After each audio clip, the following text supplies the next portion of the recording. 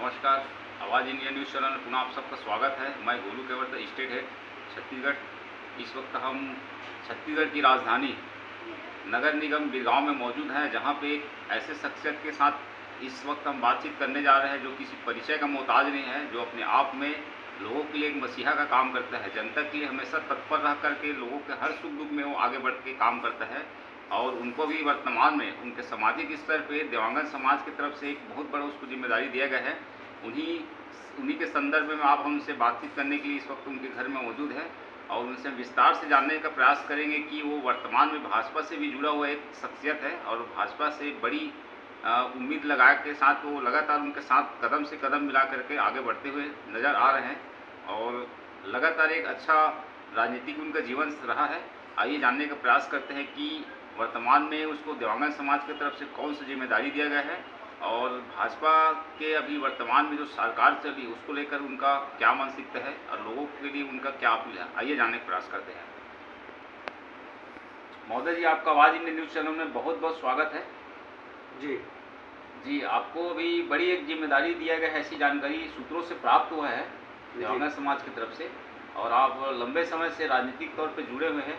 आपका जीवन जो है लंबे समय से राजनीतिक सफ़र में अभी तक छलांग लगा ही रहे हैं और लोगों के लिए एक मसीहा के तौर पे भी जाना जाते हैं। जिसको लेकर आप क्या कहना चाहेंगे?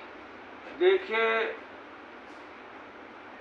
1 जून को हमारे पूरे छत्तीसगढ़ दिव्यांगन समाज का महाकुंभ हुआ, जिसमें पूरे छत्तीसगढ़ के दिव्यांगन समाज के लोग आए हुए थे। हमारे प्रदेश अध्यक्ष भी हैं दिव्यांगन समाज प्रदीप देवांगन जी हैं, जो पूरे निरंतर 1 माह से इस महाकुंभ को कराने के लिए 1 महीने से तैयारी कर रहे थे। और एक कार्यक्रम जो महाकुंभ का कार्यक्रम पंडित दीनदयाल उपाध्याय ऑडिटोरियम में संपन्न हुआ।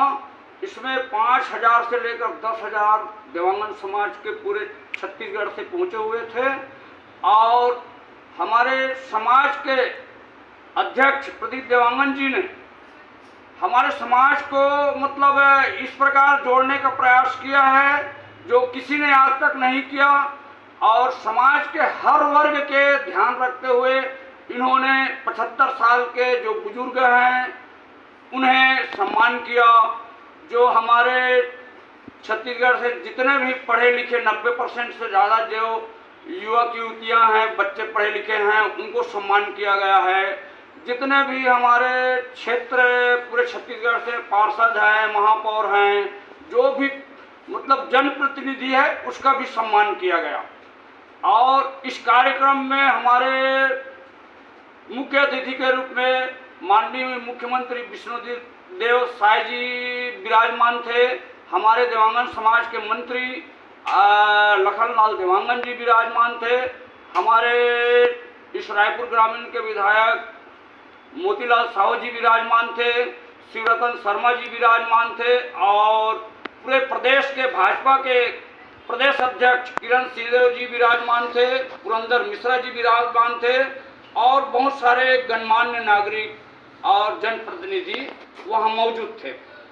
दिव्यांगन समाज का इतिहास हमेशा गौरवशाली रहा है, लोग आदर्श मानते हैं दिव्यांगन समाज को। इसको लेकर आप क्या कहेंगे? देखिए, हम लोग जो भी काम करते हैं पहले अपने माँ परमेश्वरी की पूजा अर्चना करने के बाद में ही अपना शुभ कार्य करने जाते हैं। इस संबंध में पूरे जितने भी हमारे जनप्रतिनिधि और हमारे प्रदेश के मुखिया प्रदीप देवांगन जी यहाँ पर जो कार्यक्रम का शुरुआत माता परमेश्वरी की पूजा अर्चना के साथ की है और संभवतः हम अपने परमेश्वरी माता को, इष्ट देवी को हमेशा मनाने के बाद ही कोई भी कार्य करते हैं। आपको एक बड़ी जिम्मेदारी दिया गया है, इसको लेकर आप कैसा महसूस करते हैं?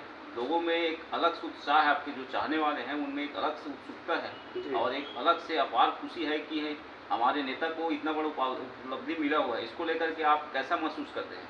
जी, मेरे को दिव्यांगन पूरे छत्तीसगढ़ दिव्यांगन कल्याण समाज द्वारा धर्म प्रचार एवं समाज प्रचार के प्रदेश अध्यक्ष बनाया गया है और मैं इसके बारे में कहना चाहूँगा, धर्म आदमी का पहला धर्म होता है देश की रक्षा करना और देश की जनता की सेवा करना।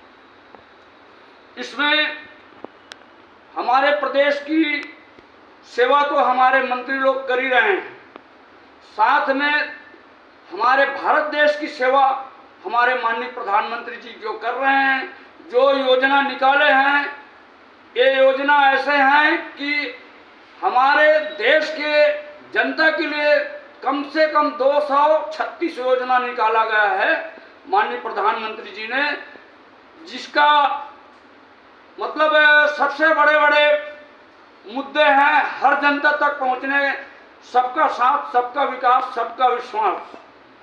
मैं इसको बिल्कुल मानता हूं और वाकई में इससे नरेंद्र मोदी जी के जो कार्यकाल है, इनका जो भी स्कीम है देश के जनता के लिए, इसमें सबसे बड़े स्कीम जब से आज से 11 साल पहले माननीय प्रधानमंत्री जी बने हैं, सबसे पहले हमारे दीदियों के लिए शौचालय का निर्माण किया, जो आज तक कोई प्रधानमंत्री ने ऐसा कार्य नहीं किया, जिससे कारण से 40% जो दुर्घटनाएं हमारी माताएं बहनें को होती थी, वो दुर्घटनाएं खत्म हो गई। शौचालय बनने से हमारी बहनों को जो बाहर जाने से दुर्घटनाएं होती थी, कोई चाकू मार दिया, कोई अपहरण कर लिया या कोई कई प्रकार के इसको प्रताड़ित होते थे, जो आज अपने घर में ही शौचालय में करके मतलब 40% जो देश में जो घटनाएं होती है वो मैं मानता हूं ये कम हुआ है।